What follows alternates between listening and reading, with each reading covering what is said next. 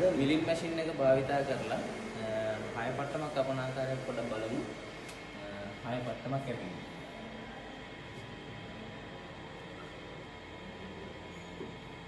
මේකෙදි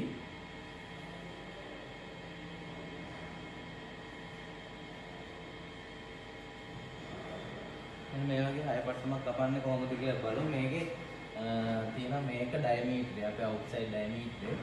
මේක අපි D කියලා ගමු. මෙන්න මේක තමයි ඒකට යතුරු සයිස් එක වෙන්නේ. මේක SW කියලා ගමු. මේක අපි සූත්‍රයක් තියෙනවා D සමානයි 1.155 වැඩි කිරීම SW. අපි යතුරු සයිස් එක 24 කියලා ගමු. එතකොට අපි මේ කපන්න ඕන මේ ලේත් එක්ක අපි මේක අඩු කරන්න ඕන ප්‍රමාණය අපි හිතමු ඇණයක් කියලා.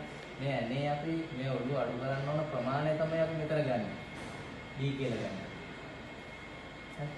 D කියලා ගන්න මේ ඔළුව අඩු කරන්න ඕන ප්‍රමාණය. එතකොට බලමු යතුරු සයිස් එක 24 යතුරු සයිස් එකට කොච්චර මේ ඩයමීටරය අපි හදන්න ඕනද කියලා පොඩ්ඩක් බලමු. මේකෙදි මේක වැඩි කරාට පස්සේ අපිට එනවා 27.72.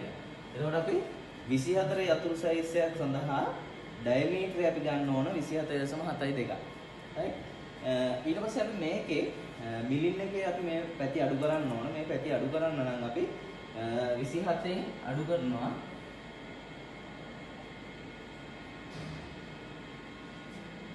අපේ 24 යතුරු සයිස් එක.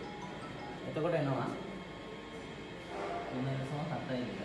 මේ 3.72 කියන්නේ මෙන්න මේ දෙපැත්තෙම තියෙන කොටස තමයි මේ 3.72 කියන්නේ. එතකොට මේක අපි බෙදනවා දෙකකින්. එතකොට මේකට අපිට එනවා මේ පැත්තකින් කැපිය යුතු ප්‍රමාණය අපිට එනවා 1.86. එතකොට 1.86ක් අපි දැන් මේකේ ටූල් එක වද්දලා ඉවරලා අපේ මිලින් ටූල් එක මේක වද්දලා ඉවරලා 1.86ක් මෙහෙම කපලා වටේ අපි ඩිවයිඩ් කරලා ගත්තට පස්සේ අපිට 24 යතුරු සයිස් එක අපිට මේක කපා ගන්න පුළුවන්.